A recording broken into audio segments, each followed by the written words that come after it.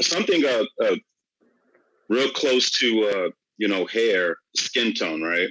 And I was watching something, some documentary where, and I think some of you guys may have seen it, where they asked this little girl and this little boy as to which which doll looks prettier, and there was a black doll, and then there was a white doll, and these black children were saying that the white doll looks better. So I start to wonder, do darker skinned people, especially when they're younger, in high school, junior high, do you think that they wish they were lighter in tone? Do you think that? Yes. You said yeah? Yeah. And why do you think that is? Is that something that we're just training one another to believe, that one skin tone is better than the other? Very much like the hair. Very much like the hair. Me being dark skinned, in elementary, middle school, even in high school, I got it the worst, girls wouldn't talk to me because they was like, oh, you're too dark, or I don't want my kids to be your color. I would get it all, and I would only get it from my people. You know what I'm saying? White people couldn't tell the difference. They was like, y'all all black to me. Black. But my own people was bashing me. So I'm like, man, I want to be light. If I was light skinned, I'd be able to get girls, this, that, and the third. And it wasn't until college I just started to get girls, because then black was in, dark skin was, but all my years growing up, that was, nah. You know what I'm saying? Yeah. So I wanted to be light skinned. So now that's a tough thing. Should any kid in any high school or junior high be going through that? Should they even be experiencing things this way? No.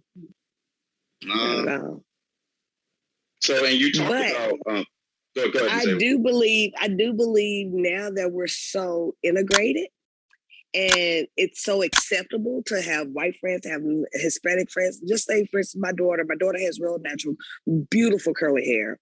But she don't like to wear it curly. Not that she don't think it's cute. She just don't like to wear it curly because most of her peers have long, straight hair. So when I straighten her hair out, she be like, oh, don't put no bump in it. And I'm like, girl, we black, we bump hair at the bottom. I don't know what you're talking about, but you gonna get a bump. I mean, if it fall out, that's one thing, but you're not wearing your hair just bone straight. That's just not what we doing. That ain't what we do. But I know that plays with thing with her when her friend, they're getting ready, or they, Hispanics, they'll let them die. We'll get highlights. Being a stylist, I was like, oh yeah, I'm gonna do I'll do you a little something, but not no whole hair.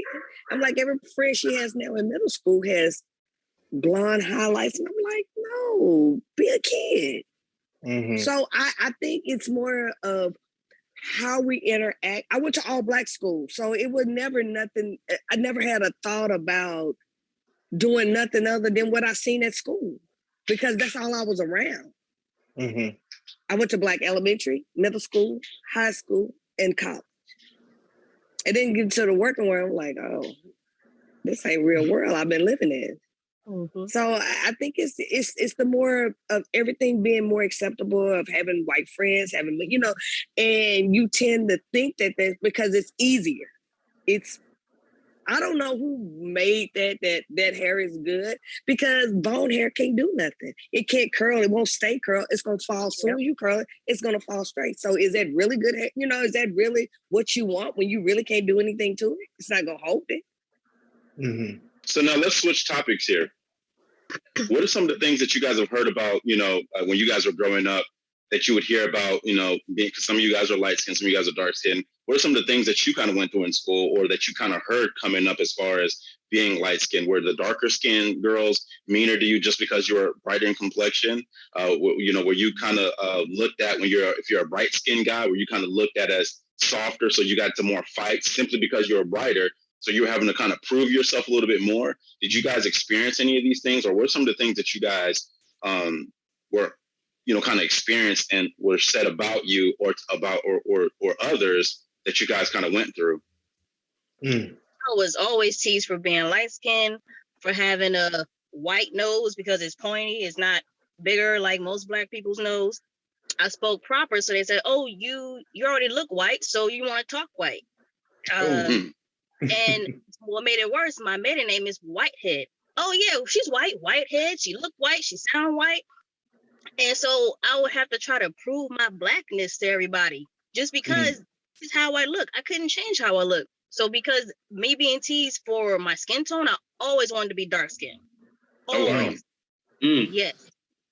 Always. So it sounds like within the Black community, we separate ourselves, even within, Black to Black, where it's like, well, you're light, and so you're over here, you're Black, so we're going to treat you this way. Are we separating ourselves even within the Black community? This is colorism at the end of the day. It's so funny that we had this conversation because my mom is dark skinned and my dad is light skinned.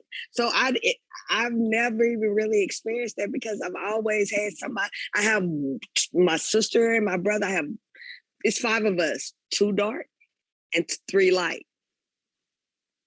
And that's like a family thing. I was like, nah, them your brothers over. Me and my sister be like, no, them are your brothers over there. No, this my brother. So, but to actually be outside my home, I never experienced that. Even though I'm light skinned, have this frill, curly hair, I never experienced that. Even my dad, real high skin, more red tone. We have a lot of Indian and just did the DNA thing. Spaniard. Because I thought we were actually mixed with, because my grandfather has blue eyes, but we're actually Spaniards. Once we took that DNA thing, and I'm like, who would ever thought that? So, but I've never experienced that in high school or anything. And I went with all Black people. Yeah, you a yellow bone, and then it was old chocolate girl. I don't know. I never just had those. When nobody even said anything to me, or like you act white, or I guess because I don't talk proper, but but no, I've never experienced that. So now I heard this. I think he's a rapper. I think it must have been on Vlad TV. I saw this, and I think this guy he made a comment pretty much saying that he couldn't be with a black chick. He was dark skinned, and he was saying he couldn't be with another dark skinned chick. Pretty much saying that his kid would come out really dark, and he can't handle that. His career, in your opinion, say it again. I said his career went downhill after he said that. Oh, did he? Okay. So do you feel that a lot of people kind of mirror what he says and feel that way? Although he might have said it in public. Do you feel like a lot of people feel this way? And do you think what he said is wrong? And if it's wrong, why is it wrong? Because he understands being dark, what it means and what he's about, what he goes through, and he said, well, maybe I don't want my child to go through this. Is he wrong for feeling this way, or should he be more confident? Is it more coward-like to say, well, you don't love yourself, so what's wrong with who you are? What are your feelings towards this? There, you hit a nail on the head right there. Say You're not confident who you hit a nail on the head. You're not confident who you are. So if you're worrying about your kid, you're like, why would that even be an issue? You want your kid to be able to stand up and be a leader, not so far as the way they look. What looks like don't get. I mean, does it really get you somewhere? Because normally times for me, Sam, as a man, I didn't want a guy that was all like what you would say a pretty guy, because I don't want you thinking you're prettier than me. You're a man. So let's take it from this standpoint. Because I hear what you're saying, but so I would like to dive in a little bit deeper and go. So if you're dark skinned, right? So like Trell made an excellent point earlier as to the way some of his treatment. Is it wrong for Trell now to say, I know what I went through, and it's not that I don't love myself, but I would hate for my child to go through that same type of punishment that I went through? Is that wrong? I'm not saying whether it's right or wrong personally, but I'm wondering. I'm just trying to open up thought here to say, if you love your child, naturally you want to protect your child. So is it wrong for someone who's been through something to say, I don't want this? So for example, let's say you're poor and you're in a third world country. Is it wrong to say, I can barely feed myself. I don't want to have another child and watch my child also be hungry. Is that wrong? Because I know you guys are looking at it from one direction and you're saying, well, that's a self-esteem issue and that's this and that's that. Well, that individual has come to terms with it, right? But if he's saying, oh man, I know what I went through. Is it wrong for him to say, it's not that I don't love myself, but I don't want my kid to hate himself because it took me a long time to get to this point. I get what you're saying. I don't think it's wrong for a person to feel that way, but I feel like him going through it and him finally gaining the confidence, he should have enough power to say, you know what, I'm going to uplift my son. He's going to come out just as dark as me. He's going to have way more confidence than me, because no matter what he comes out looking like, he's going to be bullied and teased for anything. So him having that confidence as an adult now, his son will have a better way of navigating those experiences that he went through. That's true, because truth of the matter is, it don't matter what you look like. Somebody go attack you for something. Yeah. So now, what are your thoughts on women? Because I know a lot of women, especially in other countries, skin bleaching is big, right? So, and I know everything you guys are saying, it's really nice, and I love the way it sounds. The truth of the matter is, people want to be brighter. And all these bleaching products make tons of money. Why are people bleaching their skin? Why are women bleaching their skin? First of all, everybody's supposed to be so proud of what they are naturally. Why are we working so hard to change? From the hair to the skin tone. You're supposed to love who you are, right? You're going to get made fun of regardless of what, right? Why are you working so hard? Especially you getting to the point where you start bleaching your skin. I think they still kept that European notion all around the world. Asia, Africa, all over, India. They all have that bleaching mentality. If you're lighter, you get paid more, you have more attention, we'll love you more. And they actually advertise those on they advertise it on TV. And it's absolutely, but some people just haven't changed that. Right. And I love what you're saying. I love what you're saying, because that's just the reality of it. I'm not necessarily trying to massage our conversation here, because I could care less to massage it. I want to talk about what's actually real here. The reality seems like, once again, the lighter you are, the more money we may pay you as a model, or if we're looking for a particular look. I know I was watching a documentary where they were talking about in Brazil, all of the magazine covers are white women with straight hair. So then all the black girls don't see representations of themselves. So they start wanting to look like that. And, naturally they don't look like that. I know they were talking about, even though when it came to Beyonce and certain celebrities, when they were doing certain commercials, they were brightening up their skin. So it almost seems as if being black is it's frowned upon. It's like, yeah, it's cool if you're black, but when we want to start to publicize something or make something look good, we need someone on the brighter side of things. Because once again, if you're bright-skinned guy, you got hazel green eyes or whatever, that's just looked at as easier on the eyes. But why? Are you guys thinking about it? Man, that's a tough question. I mean, it's tough. That's tough. It's tough, I think, because, we have to look at society, and how we move as a whole group. You understand? I mean, this is years of people consistently thinking that this is a certain look that you need to have. Like Miss Ava said, we have the cookie cutter, parts right here, parts there. Everybody's just wanting to have that acceptance and fit in instead of standing out. It's kind of funny, man. I don't know if y'all seen that Kanye West video where he did that interview. Have y'all seen his haircut lately? Yeah, everybody's doing. Right. Everybody's following that now. That's a new fad. And for what? Just because he has it? What's funny is we live in a world where everybody be like, "Oh, I'm a leader. I'm this. I'm that." But it's clear, and we all want to feel accepted, because everybody be like, "I'm on my own lane. I'm doing it my way." But are we really? No. Right. Are we? All of us are copying off of something. Right. Yeah. So here's a question: which is easier, being a dark-skinned man or being a dark-skinned woman, and why? So you got two dark-skinned people, but what's looked at as easier, being a dark-skinned man or a dark-skinned woman? I would say the woman. It's always going to be the woman. You think it's easier being a dark-skinned woman? Yeah. Than a man. Okay. Really? What makes you say that? Because you've heard the term tall, dark, and handsome before, right? Yeah, of course. You ever heard that term for a woman? No, not at No? all. Because she shouldn't be tall. I mean, I think she should. I mean, right. That's a You good. say tall, dark, and beautiful.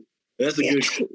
Well, see, the point I guess the thing I'm trying to point out here is if you're a dark skinned guy, I think that life it might be a little easier on you. I know I heard someone say that the darker tone is more of a masculine tone, I guess it's like an intimidating skin tone. Whereas I heard a light skinned guy who went to prison. He was talking about how even in his neighborhood, because he was light skinned and he had light eyes, he was getting challenged a lot because guys thought he was soft simply because of his look. So I wonder at times if it's harder to be a brighter tone guy when it comes to other men respecting you in the physical realm, whereas because girls are going to flock to you when you're a lighter tone guy. That's just what it is. In high school, I remember all the light skinned guys. There were women chased after them. Everybody wanted them. It just didn't matter. They were perceived to be beautiful.